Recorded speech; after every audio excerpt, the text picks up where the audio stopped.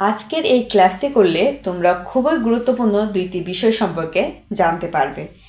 এক, কিভাবে এই অল্প সময়ের মধ্যে 50তম BCS এর খুব সুন্দর একটা প্রস্তুতি নেওয়া যায়। দুই, কাদের জন্য এই 50তম BCS একেবারেই না। প্রথমে আমরা বলি যে কিভাবে আমরা প্রস্তুতি নেব 50তম BCS এর এই অল্প সময়ে।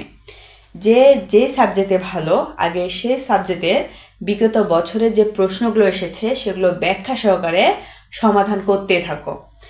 এখন আসবো যে কাদের জন্য এই BCS পরীক্ষাটি নয়। যারা সদ্য অনার্স শেষ করে ভেবেছিলে চাকরির প্রিপারেশন নিব এবং নিচ্ছ, তাদের জন্য 50তম BCS না। তারা কি করবা? তারা জাস্ট একটা করে টপিক ধরবা এবং পড়বা এবং বিগত সালের প্রশ্নগুলো দেখবা। তোমাদের পরীক্ষা হবে 51তম BCS এ, অর্থাৎ প্রিপারেশনটা নেবা তোমরা 51তম BCS এর জন্য।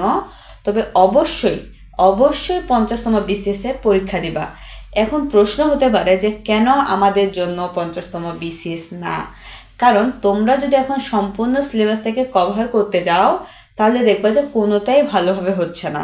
তাই একটু একটু করে যদি আগাতে থাকো, 51তম BCS এর জন্য প্রিপারেশন নিতে থাকো, তাহলে দেখবা আস্তে আস্তে দেখবা যে 51তম BCS এর জন্য একেবারে সিলেবাস না কমপ্লিট হয়ে গেছে। তখন জাস্ট পরীক্ষার আগে একটা করে টপিক ধরবা এবং প্রশ্ন ব্যাখ্যা সহ সমাধান করবা আর পরীক্ষা দিবা, তাহলে তোমাদের পরীক্ষা ভালো হবে।